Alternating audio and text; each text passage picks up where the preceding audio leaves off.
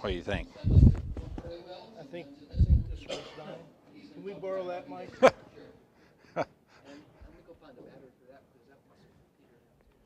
Y'all hear this one? All right. All right. So, I'm Alan Arthur, like Dr. Smith said. I think it says there I'm from Nicholas County. I'm actually from Harrison County, but I don't want to make the Nicholas County folks claim me. So, no, that's all right. That's all right. So it's kind of funny. We were talking about. I've been listening, real close. I love these meetings because I'm very curious-minded, and we talk about what people grow and everything. And I think, I'm a very curious-minded person and have a lot of patience, and I think that's why I do grow a little Teff, because it's not for the faint heart. I also grow apples, so that if that tells you anything about how crazy I am. So anyway, it's funny. I started growing Teff as really a cover crop. And I used to grow some vegetables, and I've done all kinds of things. So it was great for that. And I did bale it every now and then. I got to noticing, it had some qualities. And as I had a farm rented, and we was doing beef cows, and I kind of moved out of that and got busy with my work. I had to work very far away from home for a while. I'm a part-time farmer, not a big one at all. And so as I moved away from that, and I kind of saw the niche markets of this cash market hay or cash hay markets, I kind of went to it and saw the value of it. So that's kind of where I came to. Ray asked me to talk about growing Teff hay, kind of like the first time, or a 30,000-foot view. So there's probably people in here that know way more about growing Teff hay than me, but this is like, if you've never grown it before, these are some of the things I think that you should be looking for. Okay. So, I feel like I'm at a concert. So the Teff is a warm season annual. It's from Ethiopia, I guess, or that's the origin of it. In Africa, they grow it over there for a grain crop. And if you ever see a Teff seed, it's kind of like a tobacco seed. It's not big at all. And I feel sorry for them, but that's their grain crop over there. And some of those pictures there on the left are them harvesting Teff in Ethiopia. And in the United States, it's a great forage crop. So, Teff, it's been alluded to. Teff's kind of a booger to get established. Seed's very small. It doesn't. It needs good seed soil contact. Unlike you're just talking about your orchard grass there, it doesn't need to be very deep. You got to really watch it, and you want a good firm seed bed, but you don't need a deep seed bed. You just need seed to soil contact, and that is probably my biggest two issues. For me, I see Teff as a niche, or a place it fits into my scheme when I can't grow something in there in the summertime. So I'm not concerned about fertility with it, and I don't think it's it's not a rocket ship. It's a 4-cylinder. So you can't really, if you want to get crazy with fertilizer, find you something that'll really grow putting fertilizer on it. Don't do it with Teff. I'll say that's my opinion of it. Some people may argue, but I think if you're going to spend money on fertilizer, you can grow a lot of Sudan grass or sorghum Sudan or something with a lot of fertilizer, but Teff's not the answer to that. My extension office, or there at Harrison County, the Beef Cattle Association, are great. We have all kinds of drills we can rent, and they have a brilliant seeder, and that's a great way to establish Teff. If you're going to, if I was going to start Teff on sod, I would not. I would grow something on there to either spray it out and grow a tall crop, or grow wheat in the wintertime, and then and then start. I wouldn't head into just straight sod with Teff. So, Teff production. You can get 2 to 3 cuts a year. It varies about when you seeded it. For me, I don't expect a lot of production. I've never had a lot of production out of it. It's just kind of To me, I'm not putting a lot in it, so whatever I get out of it, I do pretty good with it. But I don't expect to kill it, I guess would be the best way to say it. I thought, that good and the bad and the ugly, I thought I'd do the bad and the ugly first, and then.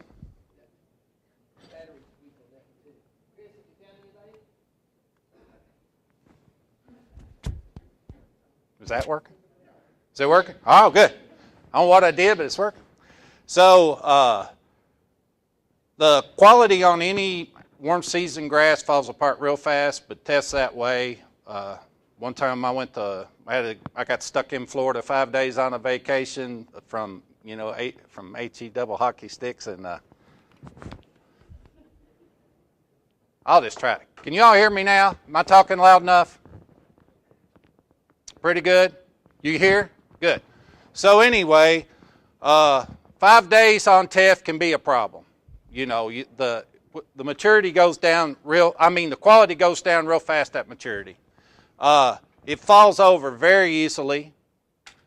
So we're used to talking about a good thick stand, and watch that nitrogen. Don't get carried away at all with nitrogen. And is that working?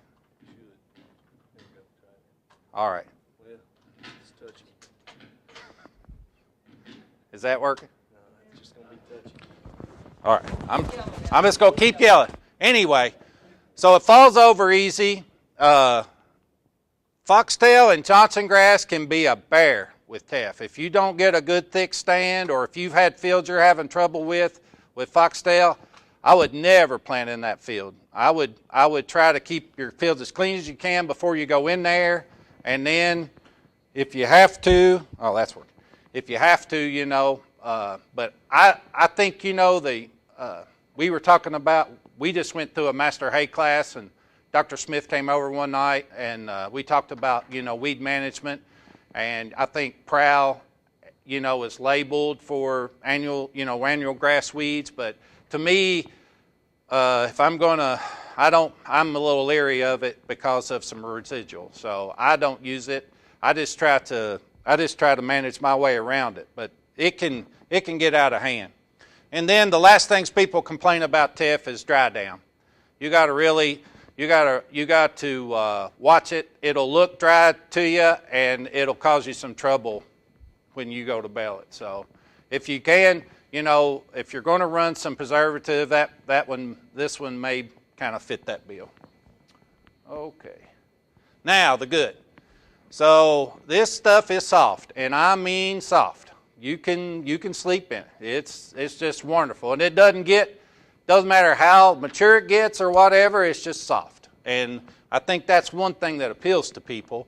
It is drought tolerant. It came from it's from Africa. It's usually, we was talking about the non-structural carbohydrates. It's usually considered a low sugar forage.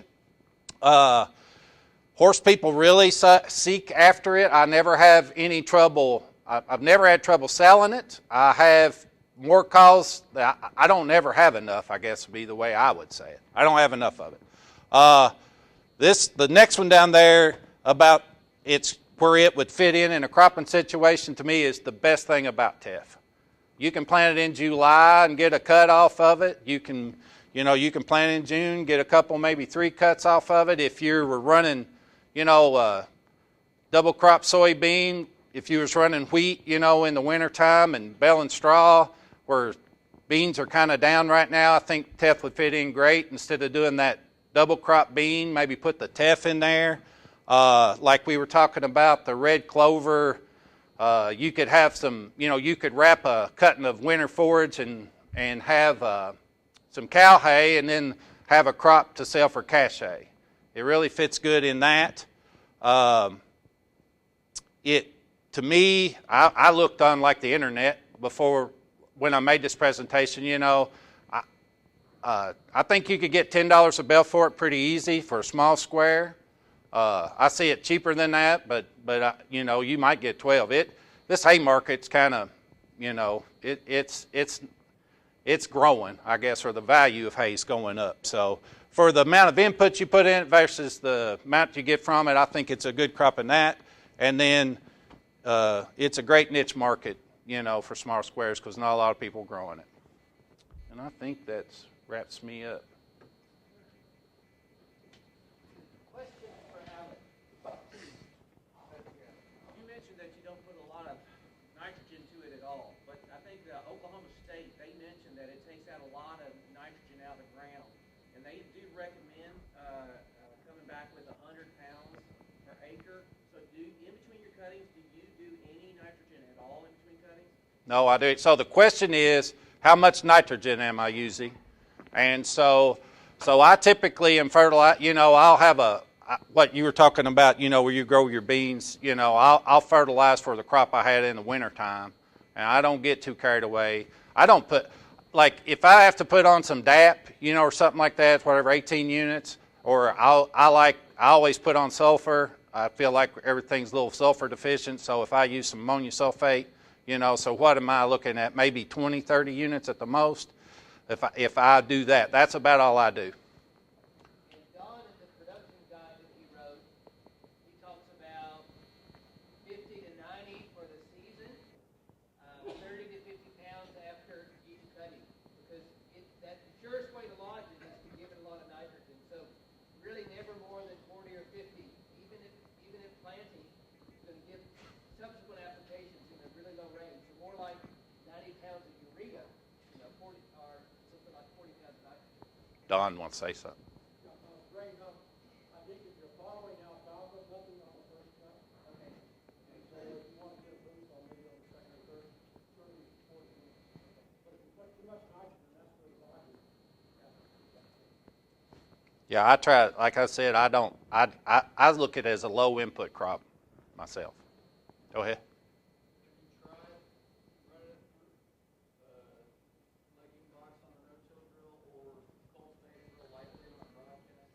All right, I wasn't going to talk about this, but I have no-tilled it, and I'm I used to plant a lot of CRP ground as a contractor, and we planted a lot of forbs, like native forbs, and we use those Truax drills for that. But when we were in a field that had been in crop, like come out of soybeans or something like that, we always just took our seed tubes off and just let it hit the ground. So like if I was using a Great Plains drill, I'd just take that legume box and I just turn that seed tube around where instead of falling in the double disc openers, it falls on the packing wheel side. And I've had good luck, but I would run it twice. In other words, if I'm going to put on 20 pounds of seed, which I do, or probably sometimes a little bit more. I believe in it, how you sow, you reap. So I always put on plenty of seed, but I would root half rate, both ways and get a little thicker. But I would everything's about risk, right? Farming's about risk. So I'm not, I guess you could say I would do that, and I have done that, but I'm not telling everybody to do that. I'll just say it like that. And it would not work in sod at all. You would need to be in a field where you was, you had got this, you'd been in a field where you'd been no-tilling for a good while and you had a good, not much residue.